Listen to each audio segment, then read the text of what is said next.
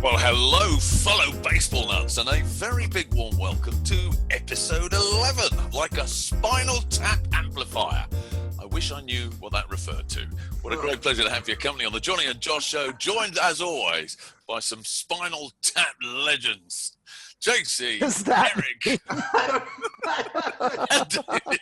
Very complimentary, Johnny. Thank you Yes. so much. Is that a compliment? I don't even It know is. who or what Spinal Tap is. I was born on a sex farm. See, you don't understand that reference. I can't believe you never you seen don't Spinal get. Tap. This one goes to 11. No. I've Cricket. never- So Johnny has not seen Spinal Tap. That would be That's the start breaking of news. the That before the news round, that's the biggest news of the day. Johnny's never seen Spinal exactly. Tap. What's the Go matter? out tonight Yes. and go. Well, I wouldn't say go out and rent it. Just go on your computer and type it in and watch some scenes. Go to your VA. Can I suggest- Go to Like Blockbuster. Betamax. Can I offer some insight to you three? Okay, I'm a man who loved Neil Diamond in my 20s. Am I likely to have heard of, to have witnessed, to have expressed, to have in any way enjoyed or indulged in Spinal Tap? The It movie sounds came like out in something the It's, 80s, it's, it's, a, it's a Goldie. comedy film. Okay, It moving came out in on. the 80s. All right. in the All right. 80s. I was watching the great movies of the 80s. I was were watching 62 Dirty years old. Dancing 15 times. I didn't have time for Spinal Tap. All right. We Okay. digress. You know, this all makes Okay. sense because I remember once we took a flight to the World Series, no, to the All-Star game together, and you were engrossed in a film on the onboard entertainment system. Yeah. I was like, "What are you watching?" And he goes, and you went, "Firehouse Dog." Shh. Firehouse Dog. Classic. What's Firehouse? Exactly. I haven't seen Spinal Tap. You haven't seen Firehouse Dog. What's Okay. the difference? On the level. Fair enough. Well, Okay. anyways, welcome to episode 11. Moving on. Moving on. Okay. Well, guys, COVID update. All quiet on the COVID front, I think we can say. Fingers crossed. Am I right? Yeah. So far, Yeah, so I good. mean, it You're looks in like person. we got a shot at making it to the bubble. Hey, I'd like to point out, you guys, particularly you, JC, were very negative at the beginning of the season. We're never getting through this season, you said. I was Mr. Optimism. Eric, not so much so. David, totally not so, primarily because he wasn't part of the first three shows. But I'd like to point out, The great JC, days. you were very negative. You were very pessimistic. You need to change that. Yeah, I was definitely pessimistic. I worry about human life. It's something that you should embrace. You are a warrior. You are a warrior, I let's am. be fair. I'm a bit neurotic. Fair enough. You are the only man I know who goes to an airport 8 hours before a flight. Because I like to relax. I'm on the hurry up and wait style. What You're, is Where's Johnny, the Johnny, waffle? We you're the need one the who goes to the waffle. airport 8 hours after the flight. So it's like, I have only missed one flight in my whole life, and I'm a lot older than a lot of you lot. So, Were you stick watching that one down Firehouse your Dog, or is what happened? Yes, got completely engrossed. Okay, moving on. Wait, can I give you this stupid stat I've been trying to get out before we're talking about flights? Quick Go on, stat. Dave. Not that it's so big or important, but now there's all this attention to it. And, 26 straight days as of recording time, 34 out of the last 35 days, no positive tests. Thank you very much. I'll move on. But that doesn't include the ancillary sites, because the Brewers had 2 players who tested positive for COVID at their. True, but Their satellite Major site. League, it's not Major League Baseball and ancillary sites. All right. Have you noticed? You just can't help yourself, Josh. We've got some great news, but you have to come in with the big butt with the capital B. It's Debbie Downer. It's Debbie Downer. Hey, Right do here. you guys know that we all die at some point? Wah, wah. Okay. It's a sound okay. effect. I think we need to move on very speaking I of sound believe so. effects, Before we get arrested. Okay, it's time for General News Roundup. Well, guys, we're going to first of all kick off with the Cleveland's manager, Terry Francona, will return to the Indians bubble for the playoffs. As you know, he's missed the whole season. Blood clot disorder, I think it was.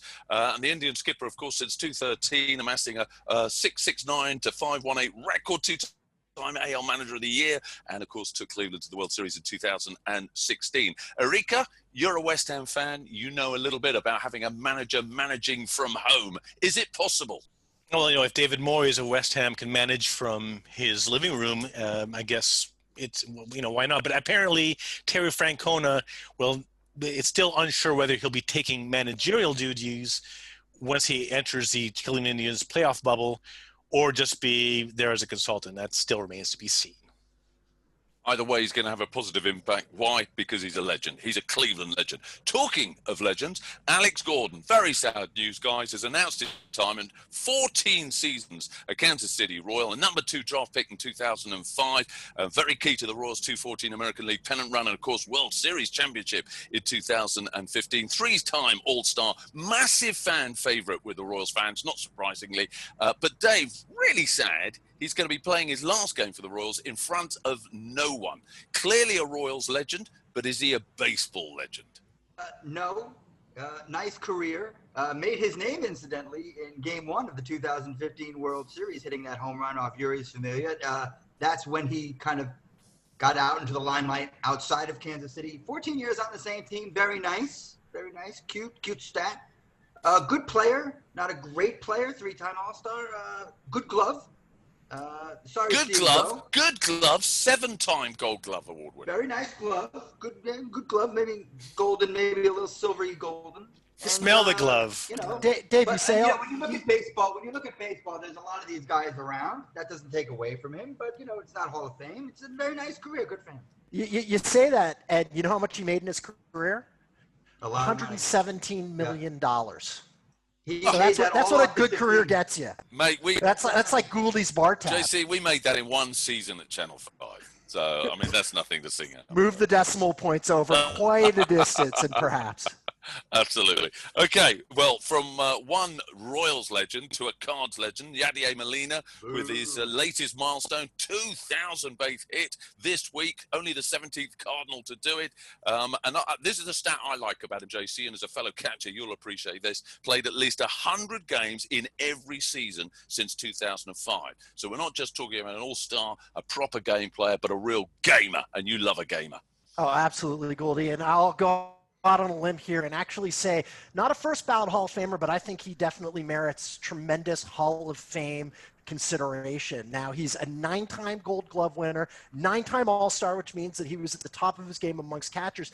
And not surprisingly, catchers are tremendously underrepresented as far as I'm concerned in the Hall of Fame. Only 19 catchers have been put in the Hall of Fame. It's the second lowest position.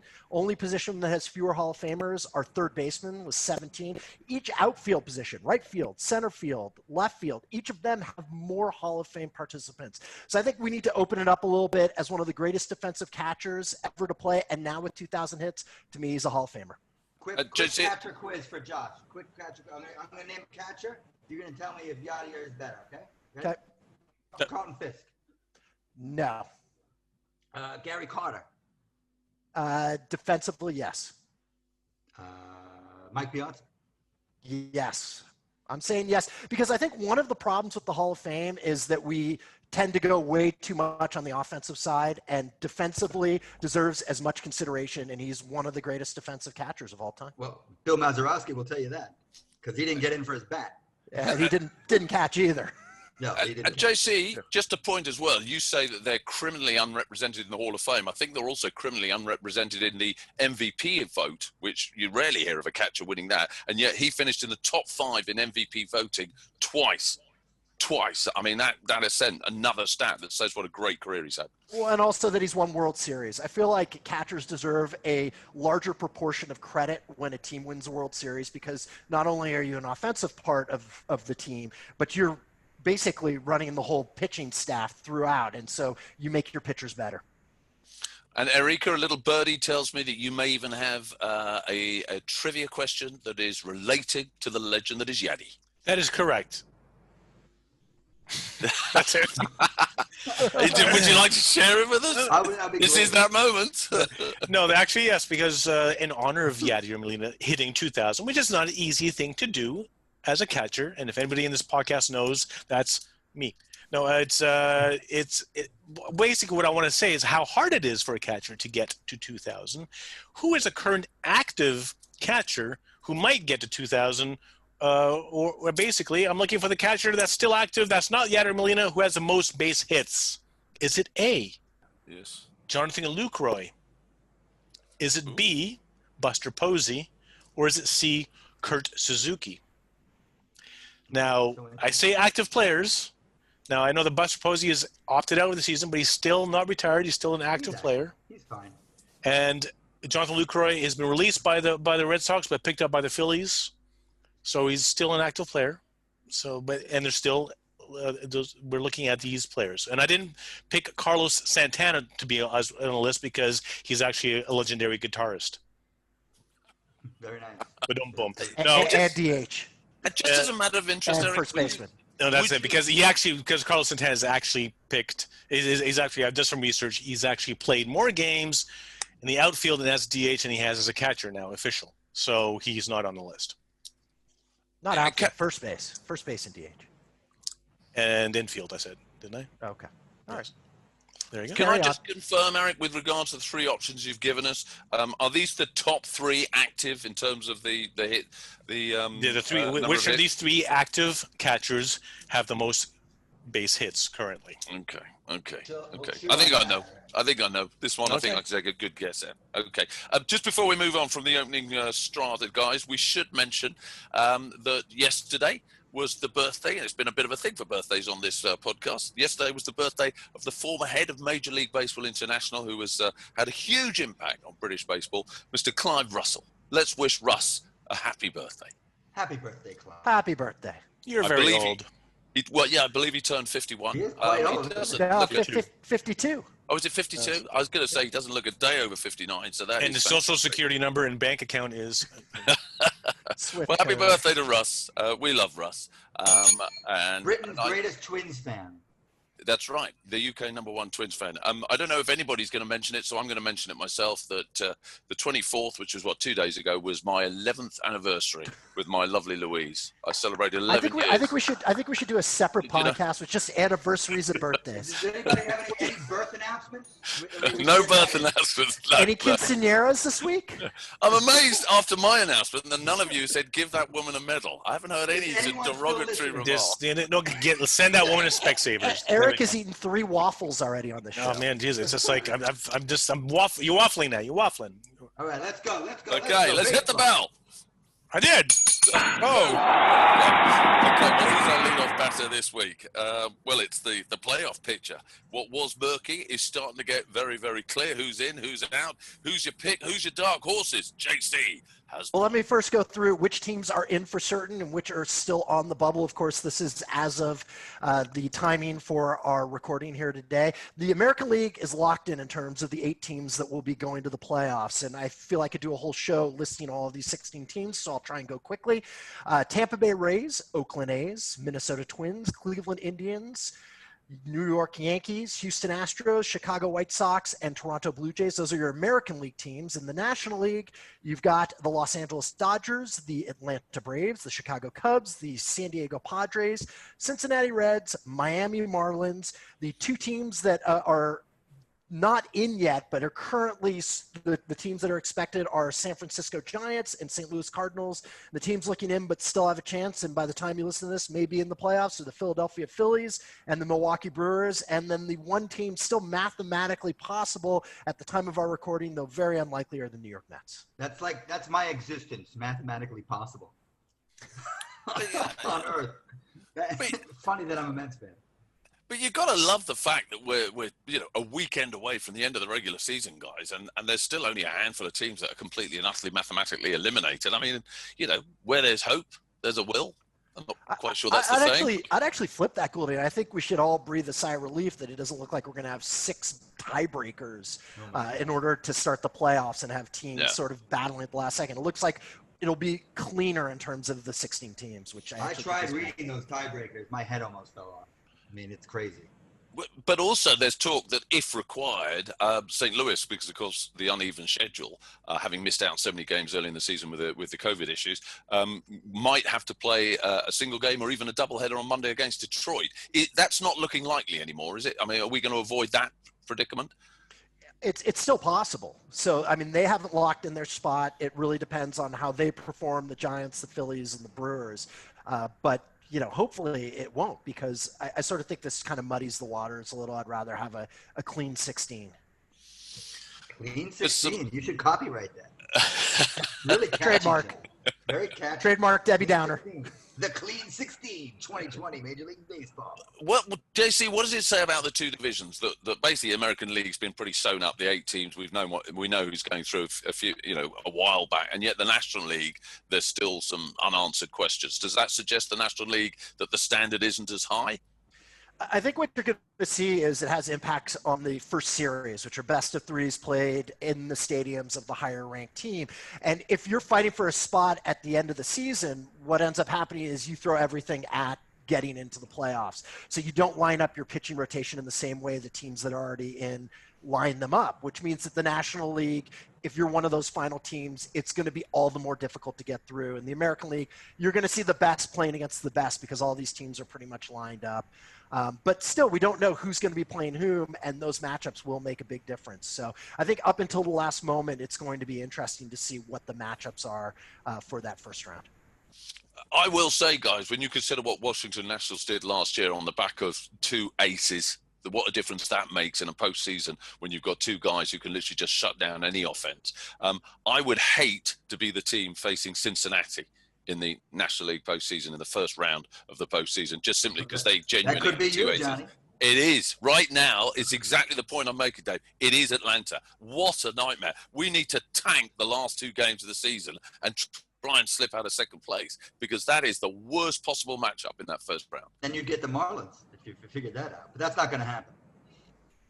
And why not? Because they've pretty much, I think they can't slip to 3, can they, against the Cubs? I mean, I don't want to get too much into because this is the time of recording, so anything can happen. I don't want to get too much into that, but I think they're pretty safe for a 2 seed. So let's talk about our teams, who we think are the most interesting. And I will kind of go out on a limb on a team we haven't talked much about on this podcast, but deserves props, and that's the Tampa Bay Rays. Because here is the team that's the best in the American League, and people have not talked about them. And there's such an interesting case study in sabermetrics, because if you look at the historic stats, things like home runs, batting average, I mean, they have two guys in their regular lineup, in Hunter Renfroe and Zunino, who are both hitting, Zunino's hitting like 129, Renfroe's hitting 148. You're looking at a team for those type of statistics, and they're starting pitchers who are great pitchers, Blake Snell, Tyler Glasnow, Charlie Morton, Yarborough, Fleming. These guys are good, but not big, huge stats. And yet here's the team that's the best in baseball. And when I started looking at the numbers, if you look at WAR, wins above replacement, they are the best team position by position for WAR. So it'd be really interesting to see whether that is enough to get you into the playoffs, be a great playoff team, or when you get into these small series, that analytic element actually can carry you all the way to the World Series. And I think that's one thing I'm going to want to watch in the postseason. And amazing about the Rays, I don't know the exact number, but I will say this, I think I can say this safely. Under 10 quality starts, that starts of 6 innings or more, all seasons long. Well, but part of that, Dave, the reason they've gone away with that is their bullpen's which fantastic. Is what you're saying. Yeah, I mean, Nick Anderson's been great, Pete Fairbanks, Diego Castillo. Incredible pen. Yeah, great pen, but nevertheless, that's going to be a little bit of a wait. So Gouldy, who's your team to look at for the postseason? Well, I'm going to go with an outsider because I do believe the postseason sometimes just comes down to the quality of the rotation. And if you've got a 1-2 absolute lights out, then I'm offering you a massive outsider, and I'm looking at the Cincinnati Reds. If only their bats could even perform mediumly well.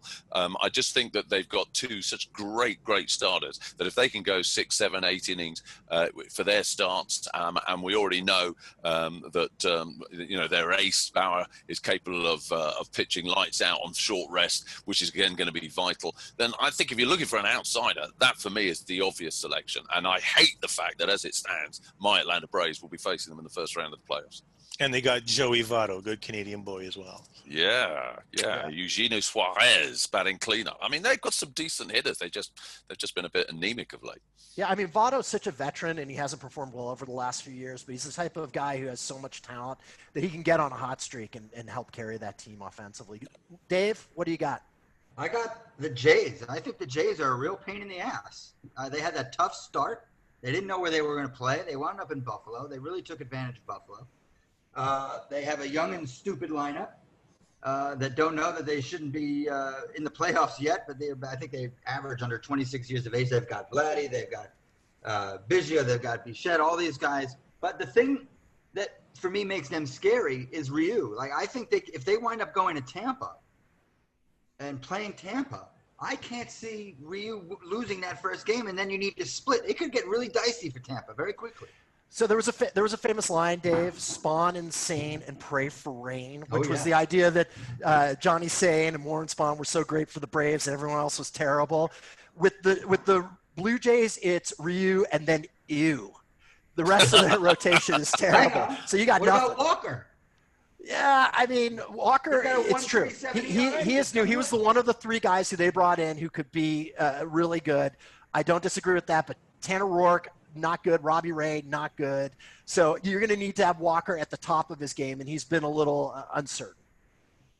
That's true, but if those guys both pitch like they can pitch, they could sweep the Rays easily. It can't happen. But that doesn't get you all the way to the World Series. No, it doesn't. But I like them a lot. I think they're Eric, and we should note you're wearing Oakland A's paraphernalia.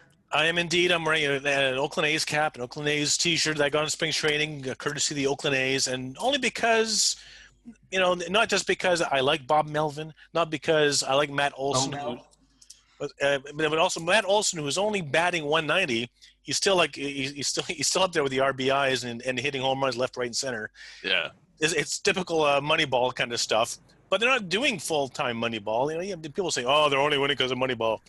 They're playing exciting baseball, and that's the important thing, and that's why I like them. And also, it's the only team I have an affinity with that's left in the playoffs. My Expos are long gone, as we all know. My Tigers are way eliminated, as we all know. So, romantically, I'm going to go with the Oakland A's because they always treated me nicely when I went to spring training and all-star games and whatever. That's the good guy theory. They're the kind of club that when I call them up and I say, "What time does batting practice start so I can do interviews?" and they go, "What time can you get here?" Would you like it to start? Yeah, exactly. They're just great club. All right, let's talk league winners for awards, because as of Sunday that will lock in. We'll have statistics for each of the big awards: MVP, Cy Young Award, Manager of the Year. I will start because I have the easiest one with Cy Young for the American League. Shane Bieber is a lock. I think everyone agrees with that. Yep. National League, not as certain, but I agree with you, Goulding. You've pointed out this pitcher. Trevor Bauer has had such an amazing year, 100 strikeouts, great ERA. So I think I'm going with him. American League MVP, I'm going with DJ LeMahieu because I feel like the Yankees have been down so much and he's helped carry that team, batting average and throughout all statistics. And I'm choosing Mookie Betts for National League MVP, and I think this is a very arguable one. He's the top positional player when it comes to wins above replacement, but more than anything, he's helped carry a lineup that's struggled. Cody Bellinger's been down this year. Max Muncy's been pretty bad. And so he's been that key spark plug. And my managers of the year are Kevin Cash in the American League for the Rays, and the obvious one, Don Mattingly for the Marlins. Gouldy, what do you got? Well, I'm no one's in doubt with Shane Bieber, Cy Young Award winner in the AL. For the AL MVP, I'm going with my boy. He's in every single team I've got, and I love him, and that's Jose Ramirez, primarily because Cleveland's hitters have not been particularly good, and he has so massively not just carried that hitting lineup, but also in the last 3 weeks, he's been absolutely on a charge just when they needed him. You look at where they've ended up, and they were struggling. They've been struggling in the Central all season, and yet they're comfortably into the postseason, and he has been absolutely on fire. I'm with you 100% in Cincinnati, primarily because I love my boys that do the business in a fantasy sense. Trevor Bauer's my boy. You didn't even mention he's had 11 starts, and with a sub-2 ERA and a sub-1 whip, he's only got 5 wins. That is tragic. That man has not had the run support he deserves, and yet he's never, ever, and he goes on short rest. He never complains. Absolutely love Trevor. He's definitely the Cy Young for me in the National League. And in the MVP, I'm going with Freddie Freeman. Obviously, I'm a Braves fan, but you look at you look at his numbers, Dave. You look at his numbers, particularly. Sorry, I missed the irony. I missed the sarcasm. My apologies. But come on, buddy, you can't argue with the numbers. What a player that boy is. But he's got Marcelo Ozuna in the lineup. I mean, when you've got the 1-2 punch, it makes it easier to be good. For me, I choose a player who is picked up his team. And this is one of the big philosophical questions about this award, is whether it's just straight statistics or is it what the player is meant for the team. Have they been the most valuable player for their team, and their team has done well as a result? Yeah, but you can't criticize it just because he's got somebody else doing well in the lineup. Not criticize him, just not giving him a trophy. Well, I'm definitively giving him a trophy. The consistency of his play, the consistency of his health. He's a proper club man. Braves fans love him. Braves players love him. And if you're in a clutch situation, who do you want going to the plate? As much as I love what Azuna's done this season, I want Freddie there every single time. And that's in a lineup with Acuna, who's an absolute superstar. Who are your managers of the year? And he had COVID. Only one, manager of Atlanta, because I can't possibly go against anybody else. All right, Dave, go, Dave. Let's keep it moving. This is a shill show right here. Well, it's not the manager of the Mets, Dave. That's for sure. Well, I'll start off with the NL MVP. I agree with Josh. It's Betts. Having said that, giving him credit because picking up the lineup, I understand that, but those names that you mentioned, the Bellingers and the guys who have struggled, there's still names and they still have to be pitched to, gently. So I don't know about that effect, but look, he's been everything they wanted. You can't believe Boston ever traded this guy. A team like Boston with all the money in the world, letting him go. Whether they're rebuilding or not, I don't know how you do that. AL, I think it's Jose Abreu, actually. He's had that kind of breakout season I think we've been expecting since his rookie year. He's just exploded, and he's been great. Veteran presence in that very young clubhouse, 33 years old, still doing it from Cienfuegos, Cuba. And his defense has actually been a little bit better. I'm sure over 162 games he would regress to the mean there a little bit, but he's been better, so he deserves that. AL Cy Young, we know. NL Cy Young, I'd love to give it to DeGrom. I'm looking for every reason to give it to DeGrom. Josh and I were talking before the show. He's like, it's harder to pitch on a bad team and get wins. Well, he has 4 wins. He won the Cy Young Award with an ERA under 2, and he had 10 wins. So we know he's never going to get wins. I know we're not supposed to care about wins. I want to give it to DeGrom, but I'm looking for stats to support it, and it just doesn't work this year. It's got to be power. And no one's giving any love to you, Darvish, by the way. I was just going to say that. I was going to say, you Darvish is probably going, thanks a lot, Trevor. This could have been my year, and that's it. You do look at you Darvish's numbers, and then you look at Trevor Bauer's number, and you think, yeah, it's got to go to Trevor. But give props to you Darvish. He was a little unsung. Hey guys, we'd all love to have you Darvish in our fantasy team, but the fact is he has wobbled. He's wobbled in the stretch. Last 2 or 3 outings. Last night, phenomenal. Yeah, that's why he's got to go to Trevor. Previously, he's wobbled. So yeah, it is definitely Trevor. To keep it moving, I'll just say that I agree with David. Jose Abreu is also another one that's like, you look at those numbers. I wanted to give NL MVP to Fernando Tatis, but again, you got to look at the numbers. I got to give it to Mookie Betts as well. That's no love for how can you give it to somebody? How can you give it to somebody who's earning $400 million? That's ridiculous. Well, that's why he got traded in. That's why he's doing exactly what he's supposed to do. But I interrupted Dave. I forgot to hear what his manager of the year was. Well, if you must know, it's Mattingly and Renteria. Okay, well, that's pretty obvious. Yes, I'm going to go Mattingly and Melvin. Cash, man, the best team in the American League with all the numbers I talked about. Kevin Cash, come on. Kevin Cash did a great job. Those kids are ahead of schedule in Chicago. Let's go. We're moving on. Hang on. I don't want to be technical, but let's just rewind to the Jose Abreu conversation. How can a 33-year-old have a breakout season? I mean, he's produced at a pretty high level. He's 33. He's at the end of his career. You have a breakout at the beginning, don't you? Well, he sure. He had an incredible rookie season, and then he never produced on that level since then, and he's kind of broken back out. He started late. He started 27. He came over from Cuba. Okay. He didn't start 20. Right. David, tell me about it. The man's been in my fantasy baseball team for years. He's never produced. No more fantasy talk. That's enough now. Knows something about starting late. Jeez, I'm wielding 2 waffles here. Come on. All right, here we go. That's it. The playoff picture. By the way, this is in the past 10 seasons that Mike Trout has been in Major League Baseball. He's only been in the playoffs once. Is that you got to feel for Mike Trout? Poor Mike Trout. Denied.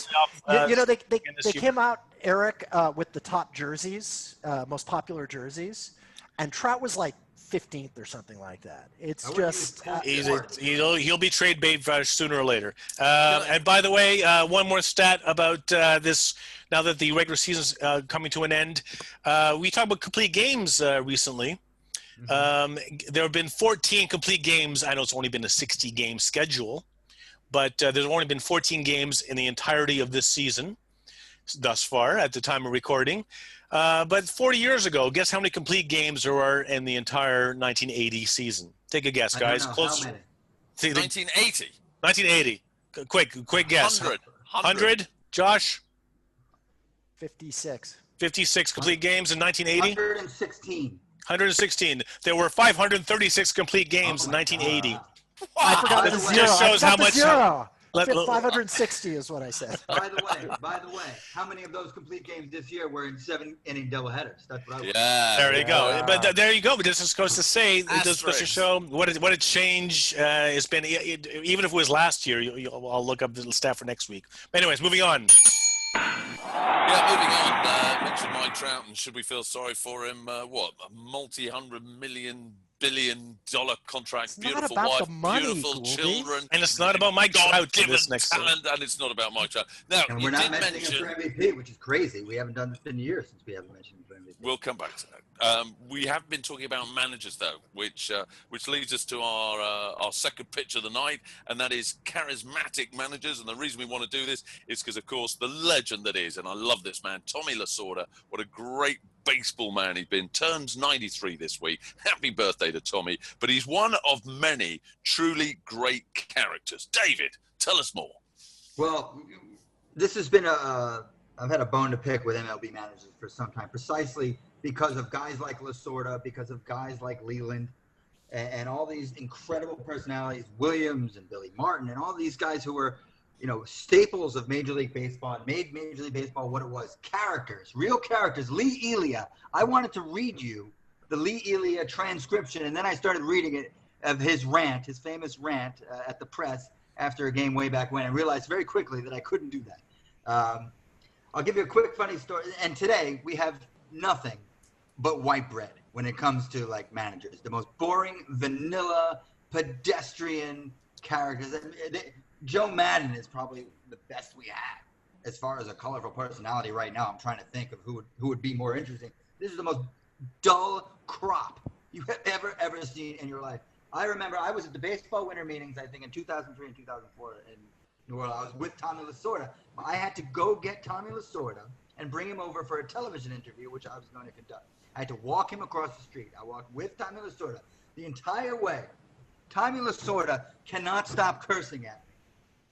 Curse F this, S that, blah, blah, blah, cursing. All he's doing, I got to go and I got to go to the bathroom and I got to take a blank. And blah, blah, blah. And unbelievable. And we were interviewing him about baseball's best movies. And I sit him down and I say, what do you think of Major League? Is Major League too realistic? He's like, no, I don't like it. They curse too much. Tommy, are you kidding me? Where are these guys? Where have these guys gone? Josh, we need these guys back. For sure, Dave. I mean, I always used to think of Major League managers as like your crusty uncle who you hate to death but really love. And that's what managers were. And they used to actually be these fonts of wisdom. And a couple of my favorite quotes from managers of yore. Leo DeRocher, great manager for the Brooklyn Dodgers and the New York Giants and the Cubs. He was a real winning manager.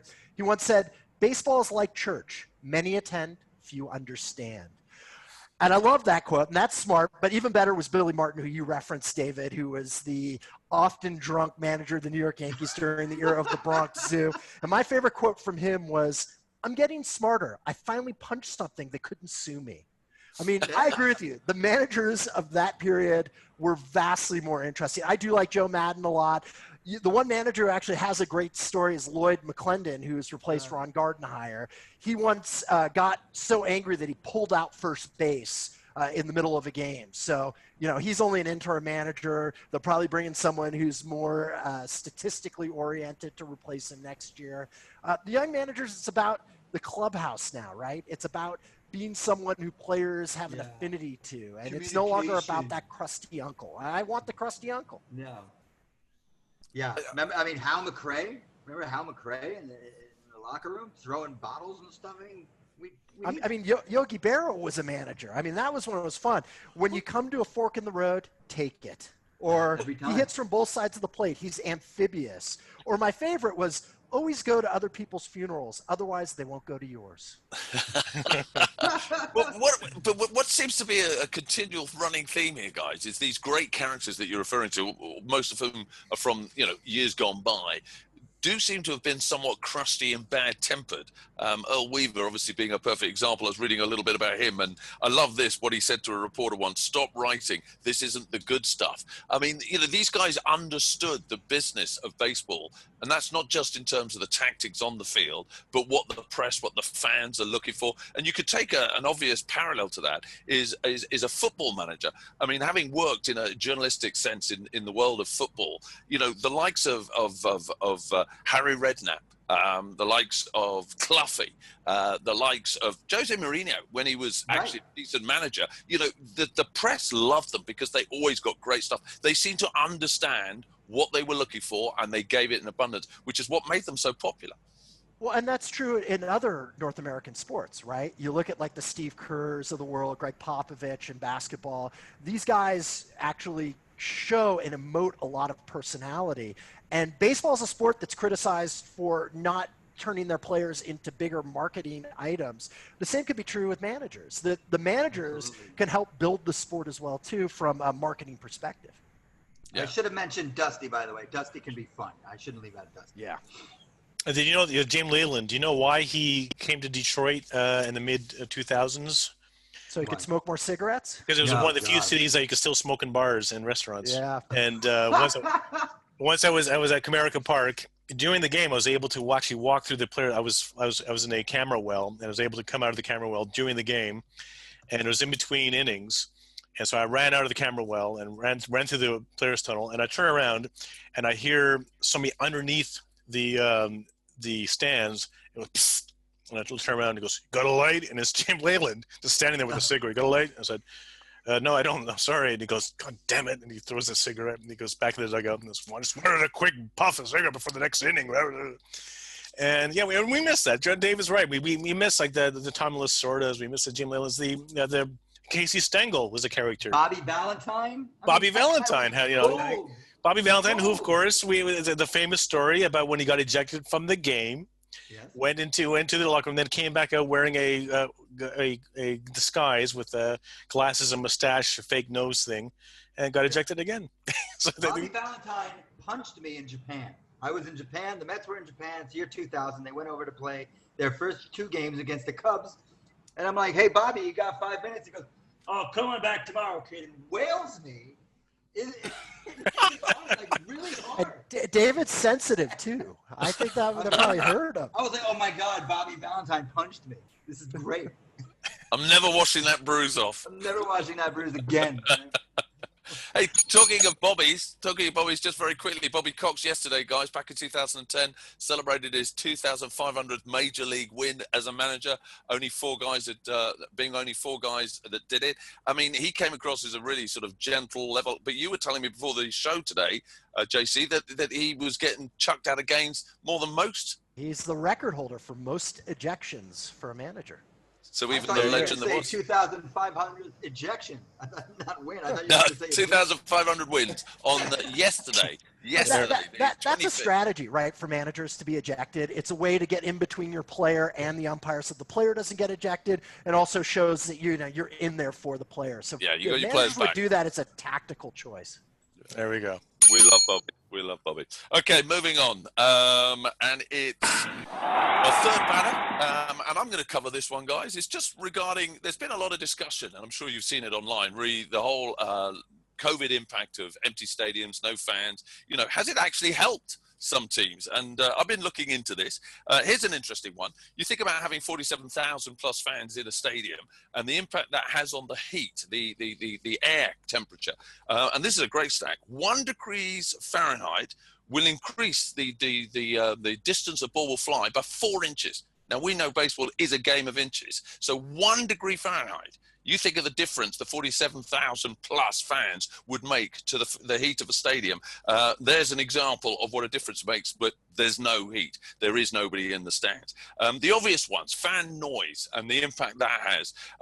Big, memorable one, Alex Gordon in the 2014 World Series only knew that an error had occurred because of the roar of the crowd. The secondary roar after it hit what was a double ended up being a triple. There's another example that I came across, which was in the clinching Game 4, Red Sox v Yankees. Yankees, of course, in 2004, leading 3-0. It seemed like it was all over for Boston. Boston's Kevin Miller drew a walk. Dave Roberts then comes in as a pinch runner. And Mariano Rivera, the legendary closer, is trying pick-off throws. He did 1, he did 2, he did 3, but he didn't do 4. Why? Because the crowd started booing. They were getting fed up with what was going on. So he threw to home plate. Guess what? The legend that was Dave Roberts steals the base by a whisper, ends up being scored, and we all know the story. They go on to win the World Series on the back of being 3-0 down. That was all about peer pressure, about the fan pressure. They also say about home plate umpires and their response to crowd pressure. There was a recent investigation in the 2011 book Scorecasting concluded that the plate umpire is the single most reason why there is a home team advantage, because the home plate umpire, as a result of having all those crowd behind him, giving him stick, will tend to favor the home side. Without that happening this season, therefore home field advantage starts to disappear. Communication issues, famous occasion, Game 5 of the 2011 World Series. Arsenal manager Tony La Russa tries to call the bullpen, tries to get 2 pitchers warmed up, relief pitchers. They couldn't hear him. There was misunderstanding. The wrong guy comes out. The rest is history. And Toronto, guys, I was looking at the record for Toronto playing in Buffalo, obviously not their usual stadium. What a massive impact that's had for them. 15-8, their home field record. So yeah, big changes. You would suggest that perhaps there has been the sort of impact having no crowd that we did not anticipate. And you know what, Goldie, I think there are some intangibles there too.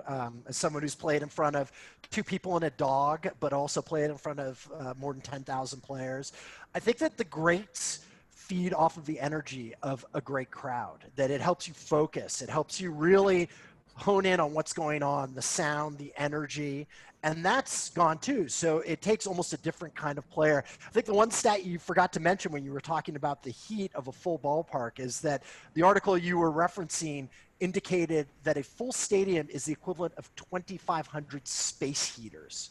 That's wow. The type of warmth that you're putting in there. Yeah. Yeah, and we all know what a difference the warmth makes. I mean, you just look at the impact this season had, the fact that we started so late. I mean, we all know how traditionally slow hitters are in April because it's cold. It's miserable, particularly if you're playing in Chicago. I mean, it's a pretty miserable existence, very hard to be effective, whereas you're playing in the warmth, the balmy weather of the summer. And this season has been all about July, August, September. And that's had a massive impact. I'm curious to see, what these playoffs are going to be like without the fans. There's a clip I like to watch on YouTube every now and then. 2015 ALDS Game 5, Toronto and Texas. And the reason that I love that is, first of all, it had that famous 53-minute 7th inning. But I think the crowd in Toronto, and this is why I'm really going to Toronto making the playoffs, and then not being in Toronto or not having fans. I'm really going to miss this. The energy of that crowd, if you watch that, the shaky camera, when the camera starts shaking, and the energy in that building and everything that was going on, and Jose Bautista's home run and how the roof almost popped off, we're going to miss all that. I think we're really going to miss that more than we do in the regular season and the postseason. I don't know if there's any truth to the rumors, 2017, that apparently the noise during the World Series was so much that Trash Can Gate, that ultimately Houston just abandoned it because no one could hear. No one could hear the noise. I don't know if there's any truth to that, but that would be another interesting impact. I think the energy will affect players, but I think from a viewership standpoint, I don't know how much it's going to affect it. I actually have been surprised by how much the laugh track, the soundtrack, the crowd track that we have has been effective when I'm watching games, that I, for a moment, will forget, oh, there are no fans here. It actually works for me as a spectator. Yep. So I don't know when we're watching it whether it'll have as much impact. I think it will certainly impact players, though. And the only other thing we haven't mentioned, guys, when there is no fans and there is only just this sound effects in the background, is that players can hear each other. You know, outfielders giving each other orders, warning them about the wall, you know, which if it was a really loud, raucous home crowd, you wouldn't necessarily be able to impact. They can communicate so much clearer. There have been some rumors that they might let a few people in for the postseason. Yeah, and that would make sense. I mean, we're seeing that with the NFL being able to do it. So, but in a neutral ground, does it matter? I mean, you know, we're going to let a couple of guys in Texas in to watch a neutral game. It's not going to be the same. And the other question is, does that defeat the bubble, right? You're bringing in random people and you've created this bubble, and then all of a sudden you have people. Well, so it's okay. Yeah, it's okay for fans to be sick, and you know, it's not okay for players to be sick. It's a little touchy, I think. But I read that one of the reasons why Texas was given this postseason bubble scenario was because as a state they are much more inclined towards being a little bit more relaxed, so that there will be the possibility to bring and fans. They have worse COVID numbers as a result, so it's more dangerous to bring them in than in another state where perhaps people have been taking it more seriously. Yeah, it'd be an interesting one to see. Okay. Thank you. That was a weak bell. Do that again. Oh, I'll do that again. Sorry, I'm trying to do a. Thank you. Bell up. little reverb on. But I'll tell you what. By the way, I spoke to friends in Toronto who were actually. I spoke to friends in Toronto who actually said no. They're getting record numbers of people watching their Blue Jays in Buffalo, and they're actually wondering whether this Buffalo thing. Well, not yes, of course, are happy to have the Blue Jays back to normality, back in Skydome / Rogers Center, but they're not dissing the whole Buffalo thing. There you go. Well, Eric, just on that point, Surrey County Cricket Club, every season, obviously the Oval is the home of Surrey County Cricket Club. They also have this sort of like sister stadium down in Guildford, which is tiny, but they have a festival every year. They have one of their home games, proper county championship game, in Guildford. So I wonder whether Toronto may consider doing the same, maybe a couple of games a season. It didn't work for Montreal when they went to Puerto Rico. No, exactly. And that's why I'm against the Tampa Bay thing. A couple of games a year. Dodgers played in Jersey City. The Celtics used to play in Hartford a couple of games, right? Yeah, maybe a game or two. Let's keep it home. Moving on. Because it is time for the 7th inning stretch. Look at that. All right. So we got our baseball book of the week. And here's a nice accidental baseball book of the week. Because I never would I have thought going to a secondhand bookshop. Yes, some of them are open now here in London. Whereas I was able to stumble upon the annotated Casey at the Bat book written by Martin Gardner. Well, actually, obviously written by Thayer originally. But here's a book that, if you're a baseball fan, you would never expect to find any book about baseball in a secondhand bookstore here in London. And the fact that this one is even hard to find. First edition, 1967, a compilation of the fantastic poem, which was written in 1888, of Casey at the Bat. And those who grew up with the poem, and here's the thing, bear with me here. You can have your Shakespeare. We always do, Eric. You can have your Shakespeare. It's more like an obligation now. You can have your Shakespeare. You can have your Dante. You can have your Emily Dickinson. And here's what Martin Gardner said about Casey at the Bat. Does it go in there with in the same category as Edgar Allan Poe, Casey at the Bat? And his quote was, "Would you criticize a superb apple crumble if it didn't taste like a crepe Suzette?" No is the answer, because it's just, here's your fantastic slice of apple crumble. That's too complicated for me. Yeah. And the thing is, last week I did baseball IQ, which might be a little highbrow for you guys. I know, a little too culture for people like us. Almost everything is. Now, Casey at the Bat. Here's the thing: if you actually grew up with Disney cartoons, there was a fantastic cartoon based on Casey at the Bat poem, and that's something we'll be posting on our. Everyone wonders where there's no joy in Mudsfield coming from. It's from Casey at the Bat poem. So many quotes have been taken out of that one poem, which again. Iconic. And like I said, Jackie Gleason, Vincent Price, even Penn and Teller have actually done a spoken word album on Casey of the Bat. So there's What my do you base. think went on in Mudville? What do you think? What kind of town was Mudville? Do you think? It was a spa town. They had great facials. Ah, this is a family show. Now the Can I ask a question? Go on, Eric. Eric, you always go to bad places. Funny you should say that, because one thing I didn't find at that same secondhand bookstore was I didn't find any Josh books, because let's face it, they're probably out of circulation. Now, I found this book, Baseball Stars of 1972, which it is, oh my God, I couldn't believe it. 50p it cost me at a secondhand bookstore. Had the owner known how much this is actually probably worth back home, it's like I just took it, 50p. Unfortunately, 60p back home. No, I'm sure. Well, actually, but this goes for about 20 to 30, and I bought this for £1. Of Casey of the Bat, I bought, But Baseball Stars 1972. This is the thing about this. Roberto Clemente is on the cover. It has a thing inside saying, why is he overlooked as a superstar? Hopefully, this will be his year. And tragically, a few months after this was published, at the end of the year, he passed away in a plane crash. One thing it also does, it says inside, when will Hank Aaron quit, before or after he breaks Babe's record? So there you go, little time machine, little time capsule there.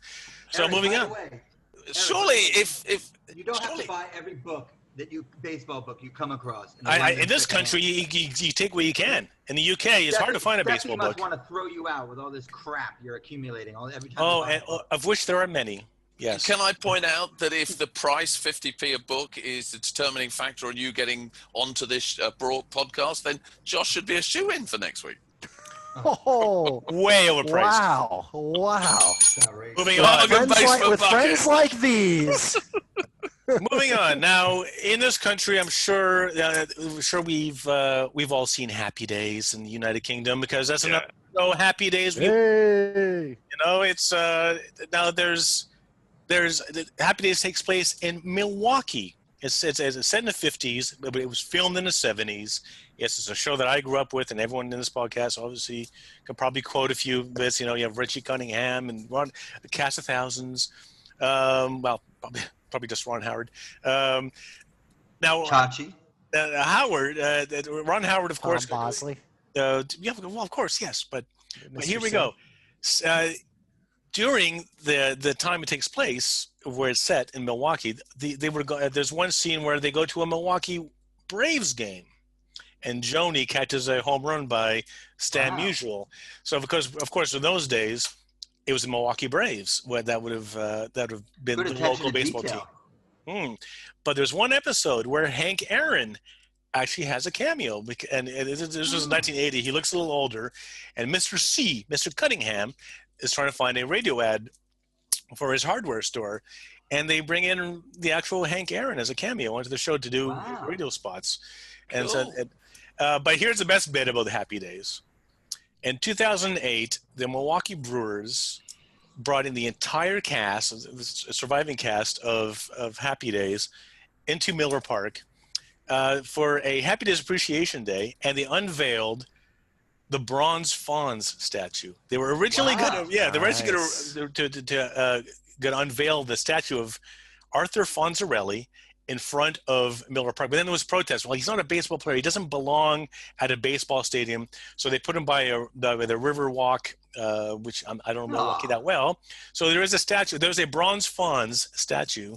That's in great. Milwaukee, that was unveiled by the Milwaukee Brewers. Little known fact: Henry Winkler, who played the Fonz, one of the nicest guys in Hollywood. And that brings up my next subject, because we actually have a photograph of young Josh Chetwin with Henry Winkler, who plays Fonzarelli.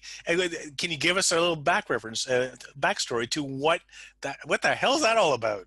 Yeah, well, my mom was an actress. She was on General Hospital for a stretch, and then did a lot of guest starring bits on shows during that era. Shows like Different Strokes, Facts of Life. She played Molly Ringwald, who had a small role in Facts of Life. She played her mom. And one of her best friends was a casting director who had worked on Happy Days. So we went by there. I got to Meet the Fonz. And then many years later, when I was covering Hollywood, I interviewed Henry Winkler. I did not reference our crossing paths when I was a child, but again, really just a great guy, and obviously a great actor. Did a lot of great stuff after Arrested Development, tons of Lords stuff. of Flatbush. Well, what a life you've led, JC. I'm loving this. I didn't know anything about you. You've met is a the great story. Fonz.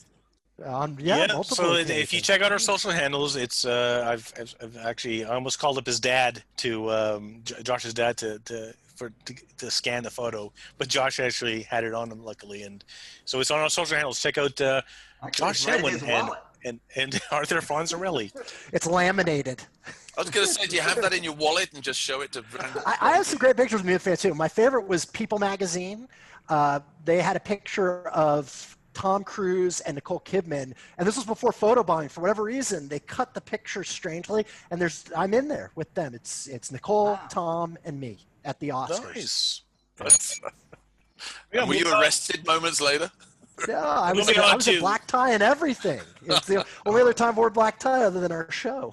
Yeah, a clip-on, no doubt, because you didn't have me there to tie it for you. Moving on. 100% Yep. Here we go. So just a quick reference, and we'll just do a quick film here. It's a film, I don't know if any of you guys have seen. It's The Other Guys, starring Mark Wahlberg and Will Ferrell, filmed in 2010. That's actually a little good movie. Fun. It's actually a very funny movie. Yeah. So if you ever seen The Other Guys, there is one scene where Mark Wahlberg has to go to a group therapy meeting with other NYPD policemen. He's actually a police officer in New York, and they have to. And he recounts a story where he lives through that nightmare every night. He lives through that story where 6 months ago he was doing security at Yankee Stadium, and somebody was coming through the players' tunnel with a weapon, and it was coming towards him, and he took out his gun, and he actually told the guy to drop the weapon. And he shot at him, and what happened was he actually ended up shooting Derek Jeter in the ass. Because Derek Jeter had a baseball bat, and he goes, "I'm Derek Jeter, you bleep!" And then all the other police officers in this group therapy things, yeah, I can't believe you shot Jeter in the ass. The biracial angels in pinstripes. And the other guy goes, "You could have shot A-Rod instead." It's just a funny scene, and Derek Jeter actually is in. Jeter? Derek Jeter is actually in, and he has to get shot in the ass by Mark Wahlberg. We see that. Okay, got it. And actually is Derek Jeter. No, apparently there's also another scene that they actually got cut out of the film, which I found out about. That there was another scene where Will Ferrell and Mark Wahlberg walk along, and there's a homeless guy going through some garbage, and he starts talking to them, and it's Derek Jeter as a homeless guy.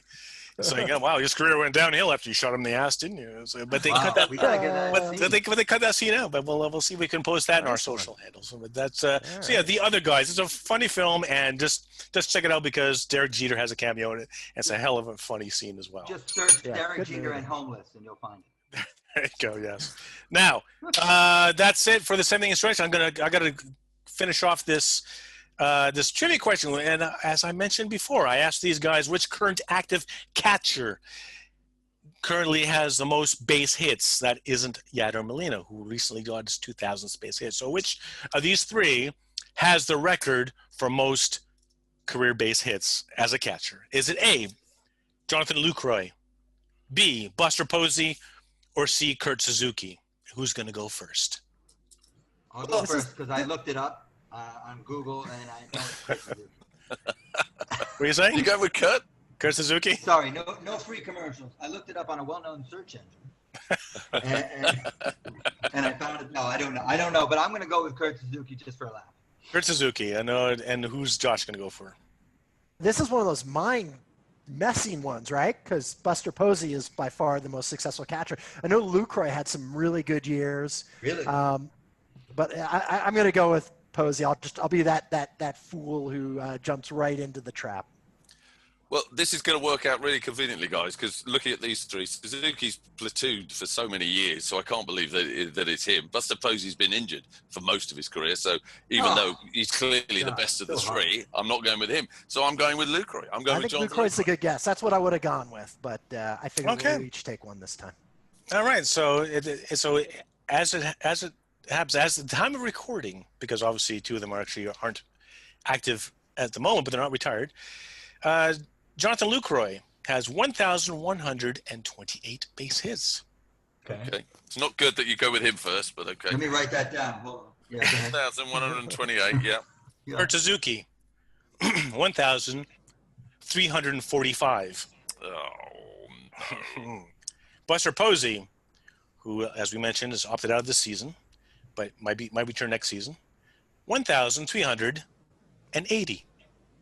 Hey! So Well, Buster JC. Posey is the current one who could probably eclipse. Well, I don't know actually I'm anymore. gonna get to kiss my guns. He's got to get Thank you for playing, boys. 600 base hits before his career ends to surpass Yadier Molina. You can send me my plush toy for my victory. I'm never looking up trivia answers again. I've got about as much hits in this trivia answers as Stanton's had since he's come back from the IL. Ooh. There we go. Just bumming out big time here, guys. It's Mailbag, Goldie, mailbag. The mailbag. Okay, Johnny, moving on. The postman always rings twice.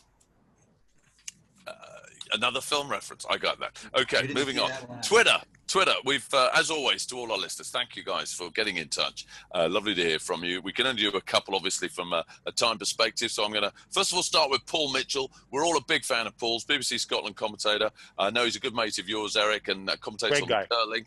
Great guy. He says, how much money would the Yankees need to spend to be as good as the Rays? I'm loving that. Bit of an ironic comment there. JC, you talked about the Rays early doors. Is it just a case for the Yankees of throwing money at it to be as good as the Rays? Yeah, I mean, it's a reflection of where we are in baseball now, right? Money cannot buy you championships the way they used to. Eric made this great point that in the last 20 World Series, you've had a different winner every year. He posted that on our social media. And that's a reflection of there's a reasonable amount of parity now, and money doesn't get you, brains get you all the way to the World Series. Because you remember the early days of Channel 5 baseball. I mean, the Yankees just seemed to win it sort of pretty much every year, at least so it seemed. They won three out of four up until 2000. Yeah. And isn't that great for baseball? I mean, you look at the Premiership. I mean, there's only a few teams that can win it. We know that Leicester had that incredible season, but it's a wonderful thing to be a baseball fan in the United States and Canada and know that your team has a shot, even if they're poor, even if they have very, very few resources like the Rays, they can still dominate. I mean, that is real victory for the game, I have to say. Absolutely. Well, but this is the argument for the expanded playoffs, which we all sort of turn our nose at. So, yeah. And actually be great for Premier League football. Even West Ham might have a chance. Moving on. Anthony J at Jelly Road 7. We were talking about Trevor Bauer earlier. He talked about Trevor. He said, boys, have you seen his vlog on YouTube? Wonderful insight into a major leaguer's world. And if so, does anyone have any insight into his feud with Scott Boras? I know a few of you have watched it, guys. Any insight on his feud with Scott Boras, the legendary agent? Yeah, Scott Boras has called out Bauer because Bauer has been like, hey, look, I own my own person. I want to sell it in the way I want to sell it, and I am going to say what I want to say and be very honest about baseball. And Boras wants to be in control. He doesn't want his players to be in control. He wants to be in control. And so when he sees a player stepping out and being every bit as savvy as he is, he pulls back and he gets angry. So he's been very critical of Bauer. I'm definitely on Team Bauer for this. I mean, Bauer doesn't say things I like all the time. He's definitely a unique bird, but the ability for the players to control what they want to do and not need agents. And I worked as an agent, as you know, is something that I support. Okay, on Facebook, David Robson. David, thank you for this. Super excited, he says, to watch my Blue Jays in the playoffs next week. I've got a feeling it won't be for particularly long. Not sure we're going to be that successful in the playoff run, but such a young team, be a great experience, you never know. Keep the pod coming. That's very sweet of you, David. Dave, you mentioned the Blue Jays as your super outside tip. And it is all about the youth, isn't it? I mean, this can only, irrespective of whether they beat the Rays in the playoffs, at the end of the day, this is a really young side and it's great experience. Future is bright, good farm system, fantastic fan base, as Eric mentioned. Ratings are up. They deserve, they have a bright future. I think there's an outside shot that, they take a round or two this season. But as a Montrealer and a Tigers fan as well, I just can't go for them. You can't do that. I always wondered about that. Can't do why, that. Why wouldn't you do that? If the Mets all of a sudden cease to exist, would you become a Yankees fan? No, you wouldn't. No. But they're the only Canadian team in the major leagues. But it's like the Canadians and the Maple Leafs, all right? right? So Johnny, Johnny, next time Tottenham are in the Champions League final, I guess you'll be wearing a Tottenham shirt. Well, yeah. I'm not going to be wearing a Tottenham shirt, but if they're the only English team in the final, will I support them? Yes, absolutely, I will. You're Because I'm supporting the English team. Well, I'm not going to support an Italian team or a Spanish team over an English team. You see, but that's why I love rugby. You see, we don't have that sort of intensity of rivalry. Okay. One more, last one. Okay, last one. This is also on Facebook. Chris Bailey. Which round of the playoffs will the Dodgers lose in this year? JC, as a Dodgers man. Yeah, no, I hope springs eternal for Dodgers fans. And I think that the one thing they really have going for them this year is Clayton Kershaw has been disappointed in the playoffs in the past, but that's because he's had to play a 162-game schedule and had to deal with injuries. If you have a healthy Kershaw who's now hasn't had to pitch as much this year, that's going to add a tremendous amount to what they have in terms of their starting pitching, and I think will be very valuable for them. Plus, Cody Bellinger's been playing better later. So, I still think they're the favorites. I would do that again. I say that the Dodgers will lose against the Oakland A's in the World Series. Revenge for 1988. There you go. That's my 2 cents. Ow. Okay. That's the end of the mailbag. Well, can I just mention the tweet of the week, guys? There's no question here. You don't have to respond, but this has to get a mention. On Twitter, Mike Linwood, all he wrote, I prefer the Eric and David show. There's only been 2 likes to that tweet, one from me and one from Josh. Mike, that was hilarious. We love that. I didn't like it. Did you not like it? Did you like it as well, Dave? I think it makes a lot of sense. Absolutely. It's just logic. That brings the mailbag. That's it, guys. The mailbag's done. Do keep in touch, though, guys. We'd love to hear from you. Apologies we can't get more on. We appreciate everyone that gets in touch with the show. We'll try and make sure that we have a different individual's question each and every week. The social handles, as always, on Facebook, The Johnny and Josh Show, on Twitter and Instagram, at Johnny and Josh. Do get in touch. Do subscribe and do be a part of the family. Don't forget the Fantasy Extra is out. James Holden with his latest tips for this, the last weekend of the regular season. Guys, I know you're playing a bit of fantasy. JC, last time I saw you were in second place in your league. How's it going, buddy? I'm 2 points out of the top. I don't, it's possible, but I don't see it happening. But Goldie, let's talk about you, because I know you're only asking me this question as an entree into you talking about your fantasy. So give it to us quickly. Guys, it's going horrible. I was looking at a double title season for the first time in my fantasy baseball career, and I think it's all going to go horribly wrong over the weekend. I don't want to talk about it. I'm too upset. I don't want to talk about it. Moving on, and that's me. That's it. That's it from us. Dave, Eric, I can see Eric's already consuming the waffle. Guys, thank you so much for your company, as ever. Anything else you want to say? No. Cheers. Good luck. Good luck on the final couple of days, Goldie. You never know. You never know. Thank you, Jesse. Thank you. Very kind. That's it from us. Thank you for listening to the Johnny and Josh Show with Dave and Eric in the background. Maybe renaming the show. We'll run a poll and do that for next season. But that's it from us. Enjoy the last weekend of regular baseball. We look forward to having your company this time next week. From us all. Bye-bye.